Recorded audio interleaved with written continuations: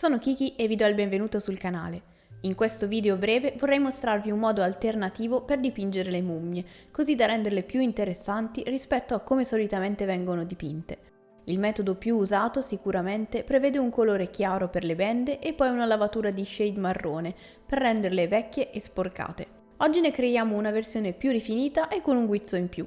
Partiamo quindi da una base marrone freddo, come questo, con cui andiamo a colorare tutte le bende del soggetto. Qualsiasi marrone può andare bene, anche se vi sconsiglio quelli troppo caldi e rossastri. Non serve essere estremamente precisi nella stesura del colore, dato che comunque stiamo creando un effetto invecchiato, quindi qualche discromia va benissimo. Come vedete, io lascio scoperta la pancia e un dettaglio sul viso, che andrò a dipingere in modo diverso fra poco.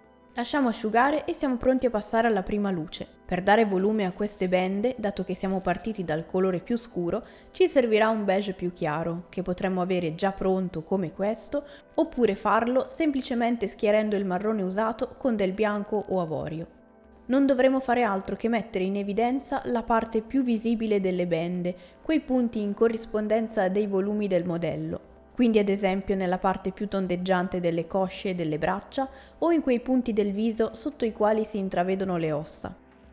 Ovviamente i volumi dipenderanno dal modello che stiamo dipingendo, ma l'idea di base è quella di far risaltare questi elementi dal resto e far capire al primo sguardo quali siano le parti più in vista.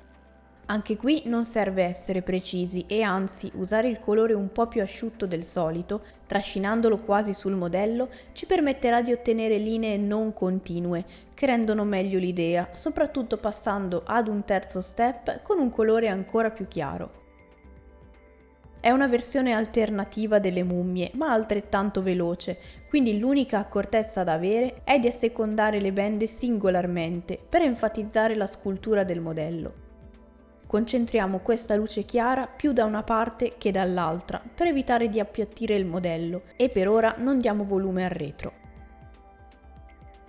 Per gli ornamenti meglio usare un metallizzato molto spento in linea con i colori del modello. Io ho deciso di usare questo Rusty Gold che in un attimo dà l'idea di un oro ormai invecchiato e sporco.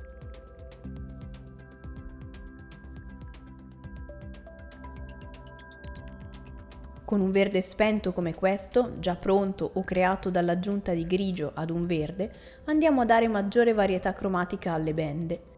Per ora lo usiamo molto leggero, come un glaze, per colorare in modo poco invasivo solo alcune sezioni.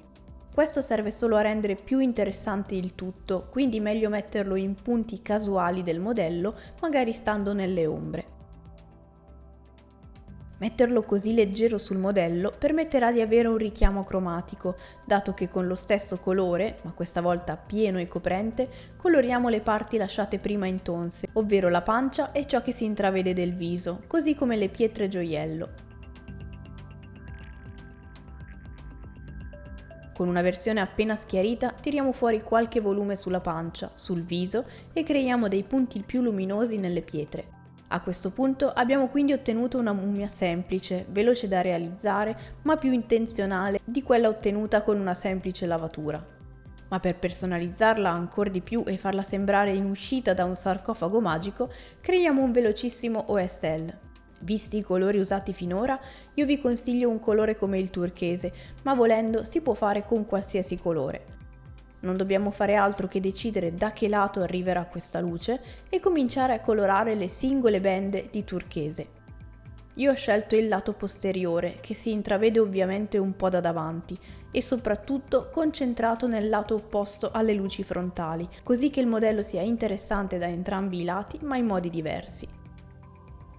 Possiamo anche dosare la consistenza del colore per farlo magari meno visibile nelle zone nascoste e invece più intenso in quelle più vicine alla luce. Una volta creata questa base turchese basterà schiarirlo con una punta di bianco o avorio per ottenere un colore molto più vistoso. Con più precisione andiamo a collocare delle pennellate più chiare, sia a culminare i volumi del lato più luminoso, con brevi tratti, sia come variazioni cromatiche sul retro. Così facendo anche il retro diventerà interessante e sul tavolo da gioco sarà accattivante da guardare da ogni angolazione.